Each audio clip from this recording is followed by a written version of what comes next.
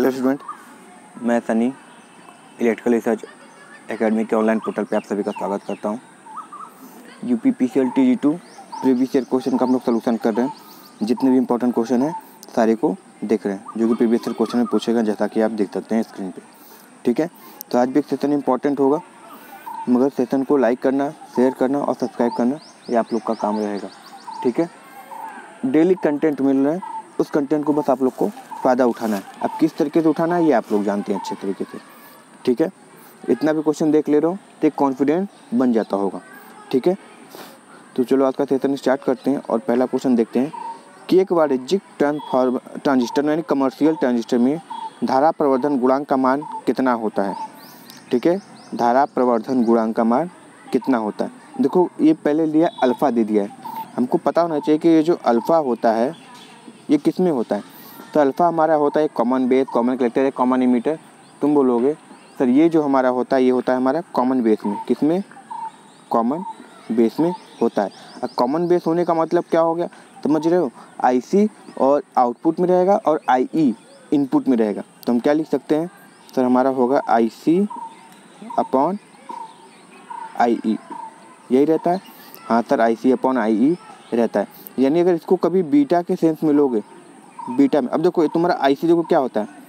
अगर ये तुम्हारा मान लो कि ये तुम्हारा 95% है तो ये तुम्हारा 100% होता है। ये पता है ना कि लगभग 95% जो करंट होती है तुम्हारी कहाँ चली जाती है, तुम्हारी IC पे जाती है, 5% बेस में जाती है और 100% दिया जाता है।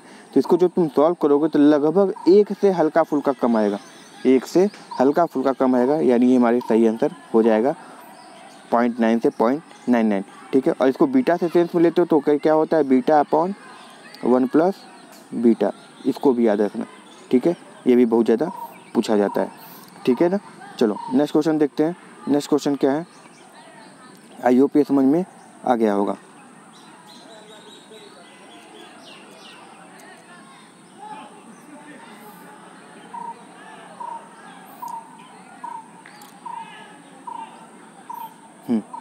अगला क्वेश्चन देखो क्या है, एक डिश ड्रायर मोटर में पूर्ण भार पर इतना 1725 RPM है और शून्य भार पर इतना RPM है। तो ये बताओ कि इसका विचलन कितना हुआ। विचलन मतलब एक तरीके से कहो तो गति स्पीड रेगुलेशन कितना हुआ।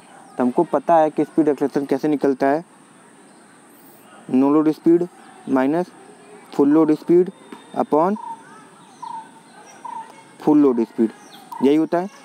इसको सॉल्व करो। नो लोड स्पीड कितना है 775, फुल लोड स्पीड 725, टोटल कितनी हो गई है, तो टोटल हो गई 50।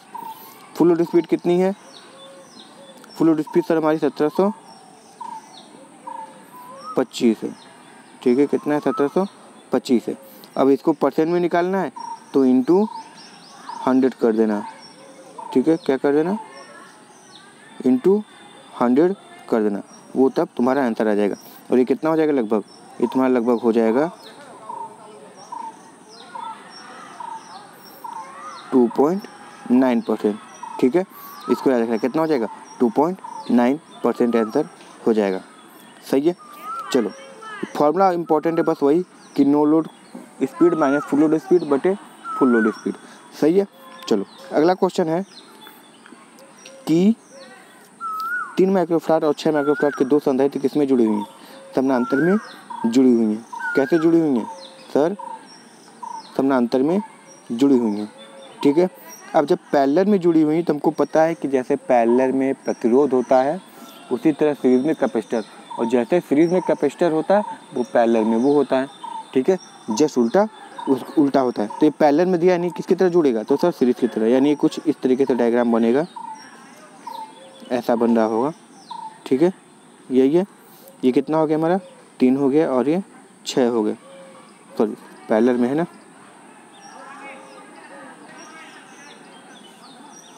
तो पैरेलल में है, बैटरी में समझ लेना जी, ये 3 है हमारा और ये 6। इसको सॉल्व करोगे तो क्या हो जाएगा C1 प्लस C2। इसको सॉल्व करोगे तो 6 3 9 माइक्रोफैराड आएगा। ठीक है, 9 माइक्रोफैराड, यानी ऑप्शन नंबर 4 सही हो जाएगा। सही है, चलो अगला देखो। यानी देख रहे हो इस टाइप का क्वेश्चन भी पूछे गए हैं। अगला क्वेश्चन देखो कि लोहे के तापक तत्व को विद्युत वाहक बनाने के लिए किस पदार्थ का उपयोग किया जाता है। लोहे के तापक तत्व यानी एक तरीके से कहो तो आयरन प्रेस देखे हो, आयरन इस्त्री, ठीक है, उसमें क्या होती है, माइका की सोल लगाई जाती है। वो किस लिए लगाई जाती है, माइका की खासियत ये होती है कि हीट को तो ट्रांसफ़र कर देता है, हीट को अपने अंदर से पास कर देगा, मगर विद्युत के लिए क्या है, एक अचालक की तरह काम करता है, ठीक है, इसलिए हम माइका का प्रयोग करते हैं। तो उसमें क्या मिला जाता है, तो वो माइका होती है, वो हीट को पास होने देगा मगर विद्युत को या करंट को रोक लेता है, ठीक है, इसलिए विद्युत वाहक यानी इंसुलेटर के रूप में काम करता है। सही है। चलो अगला क्वेश्चन देखें।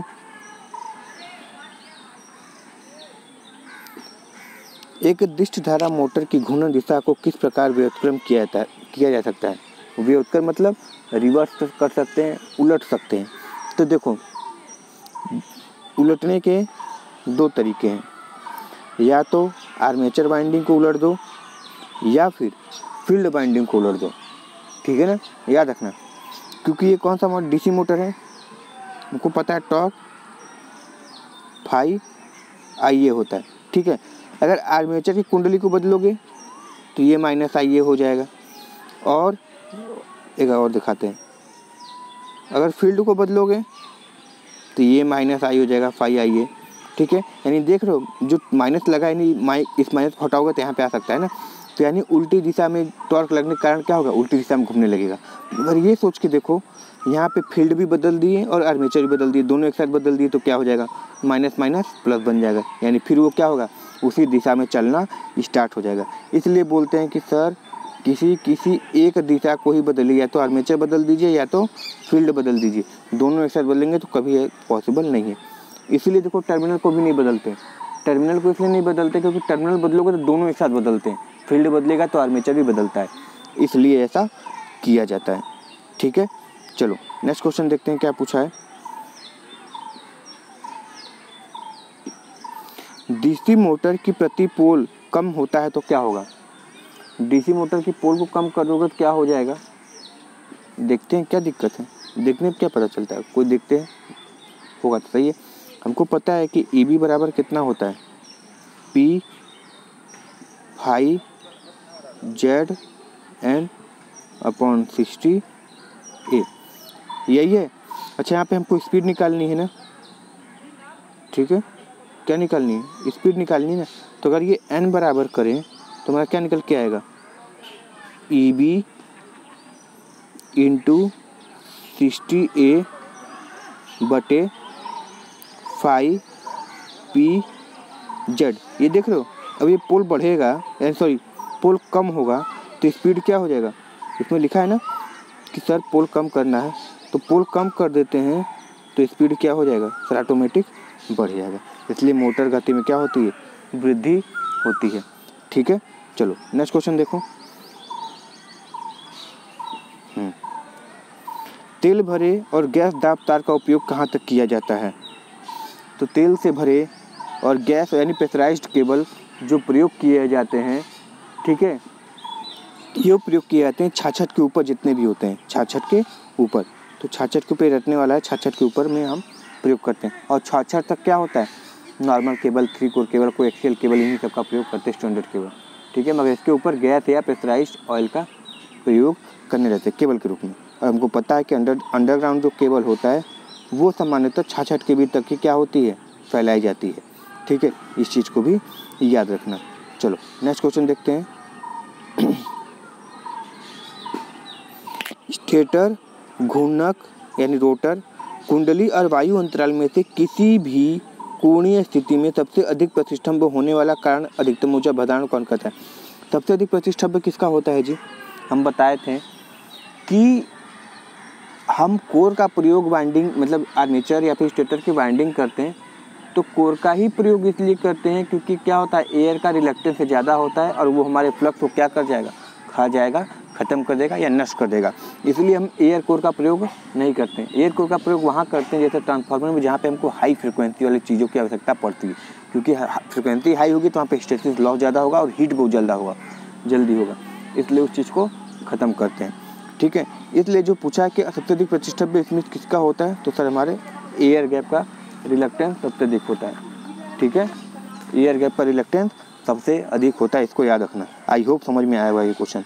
और सेशन पसंद आ रहा है तो बाबू क्वेश्चन को अगर पसंद आ ही रहा होगा तो सेशन को लाइक, शेयर और सब्सक्राइब जरूर कर देना चैनल को। चलो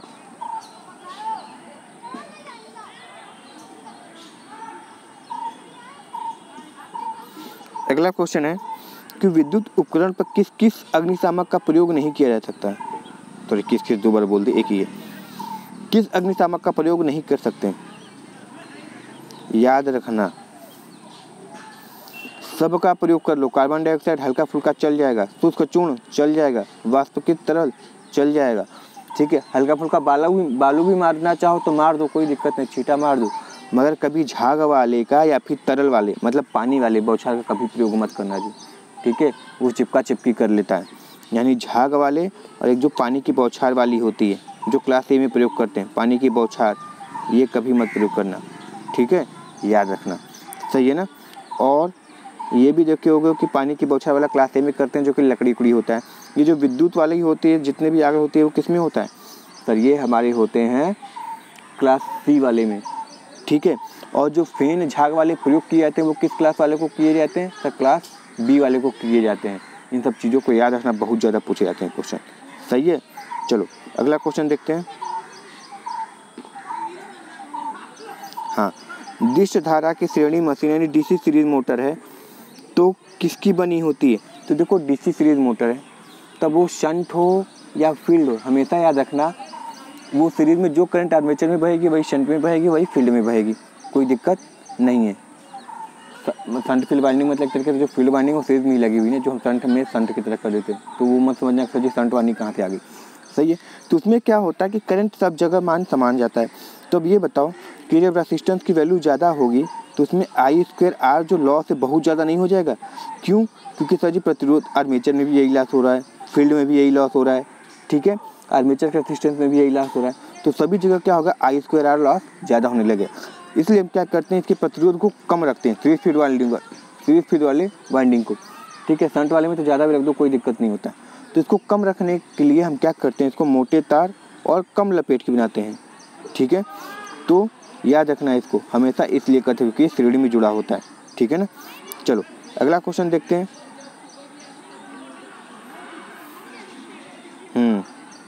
पहले क्वेश्चन पढ़ लेते हैं ना कि संपूर्ण रूप में एक ईएमएफ में प्रेरित विद्युत वाहक बल ईएमएफ दो कुंडली भुजाओं के प्रेरित विद्युत वाहक बल के ईएमएफ के किसके बराबर होता है।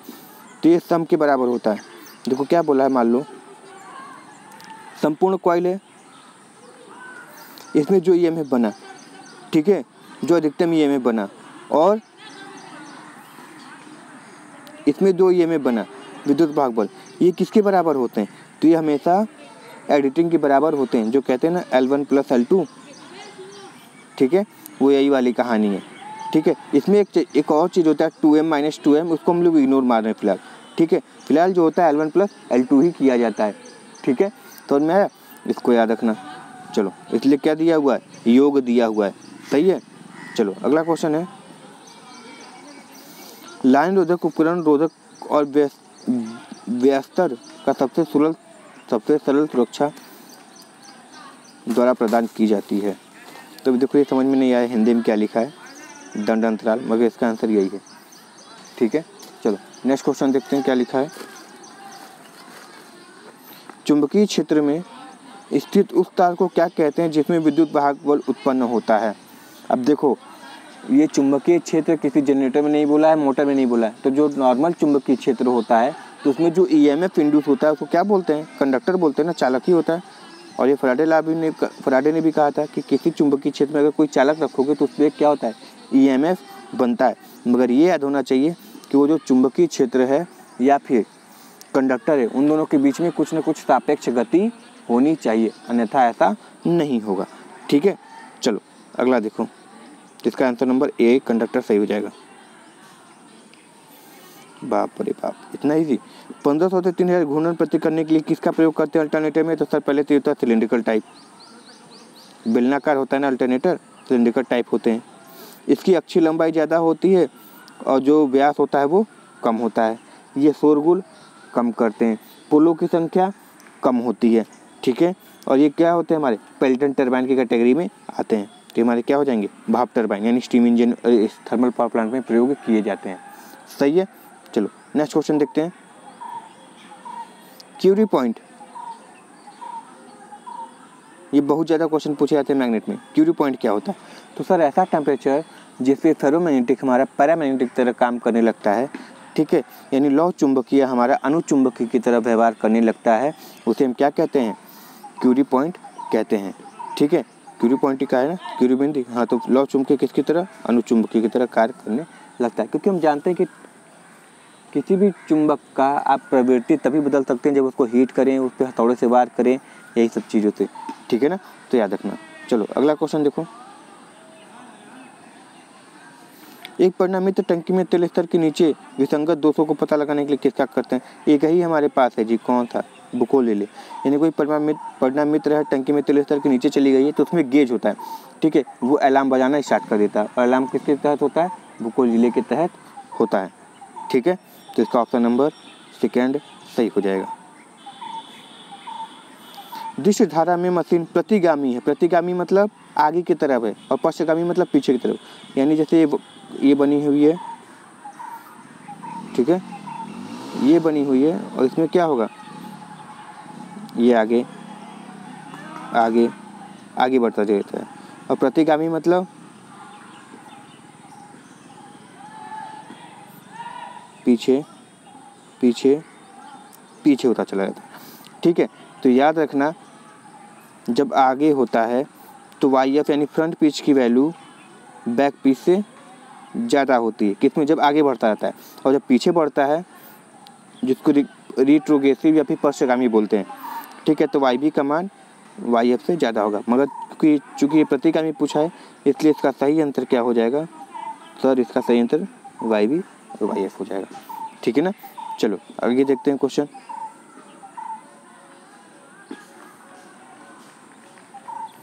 मोटर की शक्ति गुणक अपेक्षाकृत अधिक होती है, किसकी, पावर फैक्टर किसकी अधिक होती है, कैपेसिटर स्टार्ट मोटर की पावर फैक्टर सबसे अधिक होती है, सिंगल फेज की बात बोल रहे हैं तो, ठीक है।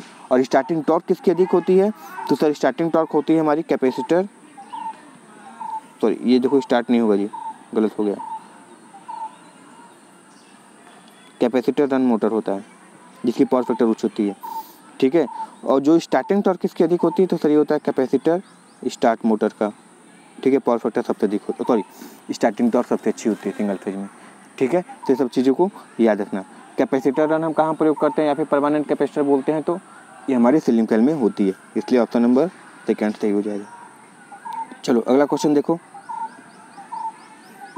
अर्ध परिवर्तित किस चतुर्थांश परिवर्तित करता है, तो एक चतुर्थांश करता है ना। अर्ध परिवर्तित मतलब हाफ साइकिल को जो कन्वर्ट करता है वो क्या करता है, एक चतुर्थांश को करता है, फिर अगला चतुर्थांश दूसरी साइकिल में करता है, ठीक है। तो इस तरीके से करते हैं, इसलिए ऑप्शन नंबर ए सही हो जाएगा, ठीक है। चतुर्थांश मतलब क्वाड्रेंट पढ़े हो ना, पहले एक करता है, फिर दूसरा करेगा, फिर तीसरा, ऐसे ऐसे करके, तो चतुर्थांश की बात हो रही है, ठीक है।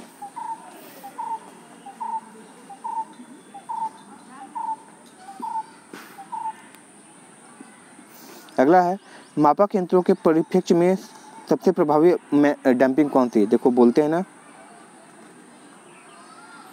ईस्ट और west, eddy current is the best, तो वही है, डंपिंग के लिए सबसे बेस्ट होता है कौन सा, एडी करंट, ठीक है।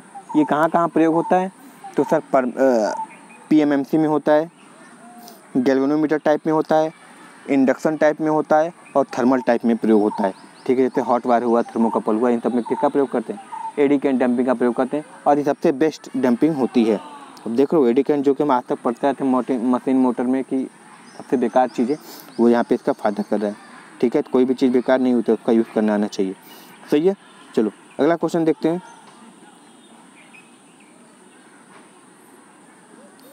एक सिलिकॉन ट्रांजिस्टर को कितने तापमान तक सहन करने के लिए बनाया जाता है, तो देखो मैक्सिमम क्या होती है, 240 से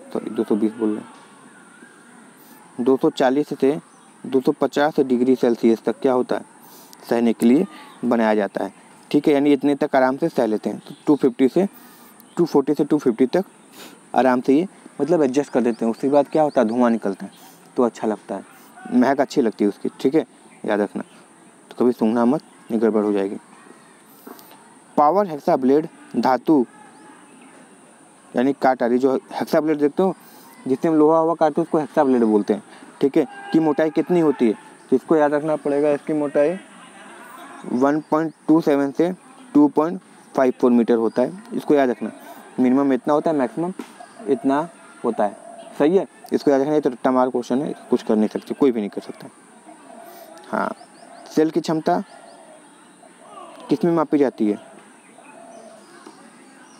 ठीक है, तो देखो सेल की क्षमता तो एम्पियर आवर में भी मापी जाती है, नो डाउट, यानी एम्पियर आवर में भी मापी जाती है, ठीक है, और सेल की क्षमता वाट आवर में भी मापी जाती है।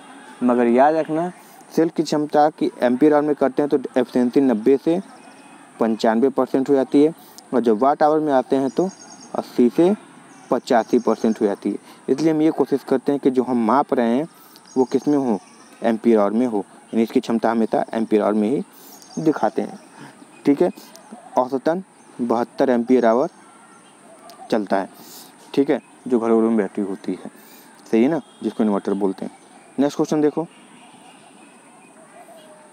तुल्यकालिक मोटर के लिए क्या क्या आवश्यकता है, तो सर तुल्यकालिक मोटर के लिए आवश्यकता होती है, सर स्टेटर में तो 3 फेज दे देते हैं, कोई दिक्कत नहीं है, एसी सप्लाई, मगर जो रोटर होती है उसको एक्साइटेशन करने के लिए, क्योंकि हम जानते हैं कि हमारा मोटर सेल्फ स्टार्ट नहीं होता है, ठीक है, तो उसको सेल्फ स्टार्ट बनाने के लिए और उसको सिंक्रोनस गति मिलाने के लिए हमें एक डीसी सोर्स की आवश्यकता पड़ती है, जो कि हम रोटर पे देते हैं, और इसके लिए हमको 2 स्लिप रिंग की आवश्यकता पड़ती है। अब वो सर एक्साइटेशन आप डीसी शंट जनरेटर से दे दीजिए, बैटरी से दे दीजिए, कैसे दीजिए आपकी दिक्कत है, हमारी नहीं प्रॉब्लम है, ठीक है। तो इन 2 चीज़ों का प्रयोग करते हैं। स्लिप रिंग याद रखना, बहुत ज़्यादा कन्फ्यूजन होता है, 2 स्लिप रिंग का प्रयोग होता है जो कि फॉस्फोर ब्रॉन्ज के बने होते हैं, सही है। चलो अगला क्वेश्चन देखते हैं कि 3 फेज 230 वोल्ट 50 हर्ट्ज की मोटर में स्लिप कितनी है, 2% है, तो घूर्णन धारा क्या रहती है, यानी घूर्णन धारा यानी rotor frequency, sorry rotor current, तो उसकी फ्रिक्वेंसी क्या हो जाएगी, रोटर फ्रिक्वेंसी हो जाएगी। तो एफ आई बराबर हमको पता है क्या होता है, एस इंटू एफ होता है, ठीक है। यस क्या है, हमारी स्लिप है, तो ये तो परसेंट में दिया, तो इसको नंबर में चेंज करते तो 2/100 हो जाएगा। फ्रिक्वेंसी कितनी है सर, 50 है, ये अप्लाई फ्रिक्वेंसी और ये रोटर फ्रिक्वेंसी होती है।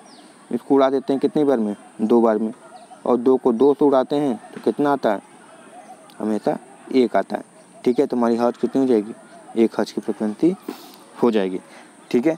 आई होप बाबू ये सेशन अच्छा लगा होगा, और सेशन अच्छा लगे और क्वेश्चन लगा कि हाँ सर करा दिए तो ये पक्का आएगा और इसी टाइप के क्वेश्चन आते हैं, तो सेशन को लाइक करना, शेयर करना, और चैनल पे नए होगे तो सब्सक्राइब जरूर कर लेना। मिलते हैं नेक्स्ट वीडियो में।